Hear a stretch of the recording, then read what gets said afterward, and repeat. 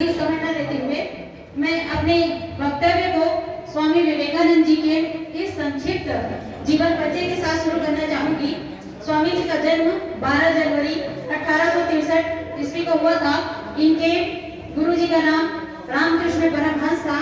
इन्होंने 1897 ईस्वी में रामकृष्ण मिशन की स्थापना की थी।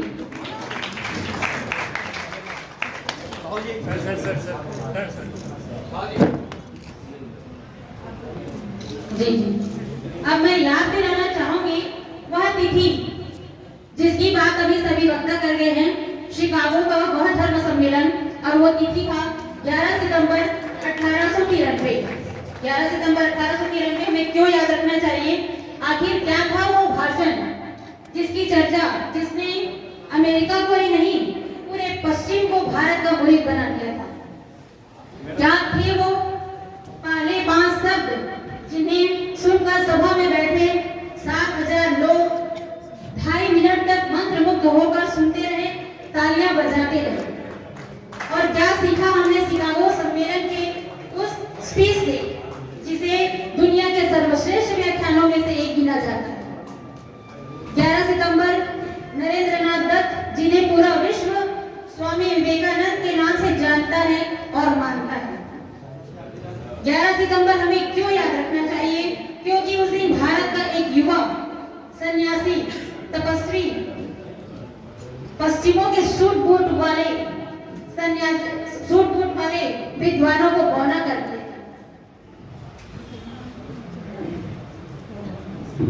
क्योंकि उस दिन सनातन संस्कृति के एक वाहक ने भारत को विश्व गुरु के रूप में पुनः स्थापित किया था।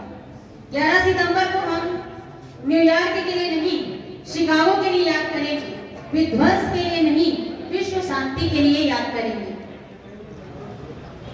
लादेन के लिए नहीं, नरेंद्रनाथ दत्त के लिए याद करेंगे।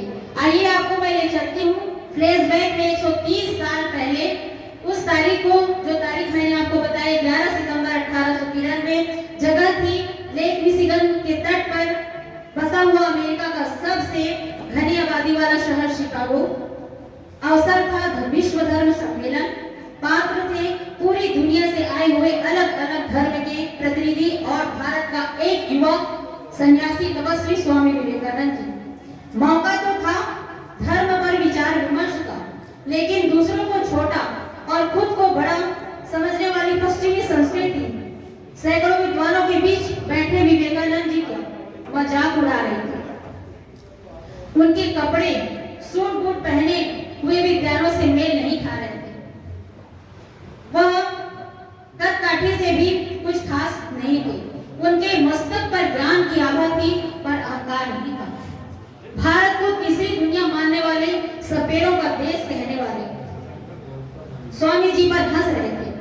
बड़ी बड़ी बातें करता है भारत, बड़ी बड़ी बातें करता है भारत, विश्व की प्राचीनतम सभ्यता की खुद को बात करता है। उपनिषद और वेद, बात पर उपनिषद और वेद की बातें करता है, लेकिन जहां बात मुकाबले की आई तो पीछे हट गया। भेज दिया एक लकड़ी के सिपाही को, जो लगता है कि हमारे तर्क के सामने तो तनिक भी टिक नहीं पाएगा। इस तरह की बातें वहां के सभा में उपस्थित लोगों के मन में चल रही थी।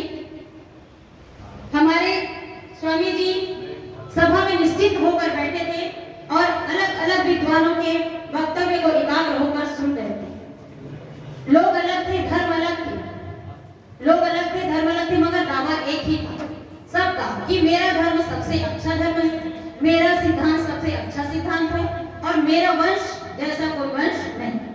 विश्व धर्म संसद में युवा सन्यासी स्वामी विवेकानंद का नाम पुकारा गया। मस्तक पर अग्निम और रेखा चकित रह गया, जिसने जी बस 1 मिनट और है। यही वो रहस्य है जिसे दुनिया के बड़े बड़े बुद्धिजीवी आज तक नहीं समझ पाए। वैसे हम भारतवासी परायों को अपना बना लेते हैं। मनुष्य मात्र में हम भेदभाव नहीं करते, चमड़ी के रंग मात्र से छोटा या बड़ा नहीं मानते। इट फील्स, यहाँ पर मैं उनके शब्दों को आप लोगों के समझ रखना चाहूंगी।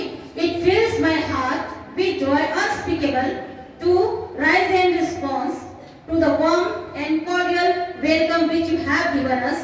I am proud to belong to a religion which has taught the world both tolerance and universal acceptance.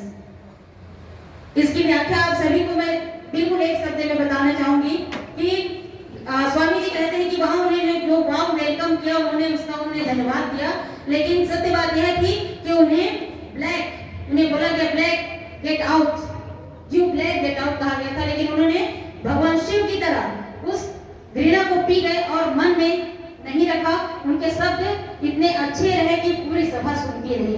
अगली सुबह अमेरिका के अखबारों के पन्ने सभी स्वामी जी के यशोगान से भरे पड़े थे। न्यूयॉर्क के हेराल्ड ने लिखा, विश्व धर्म संसद में स्वामी विवेकानंद सबसे महान वक्ता थे, जिन्हें सुनने के बाद लगता है कि जिस देश के इतने विद्वान और बुद्धिमान लोग रहते हैं, बस एक मिशनरीज को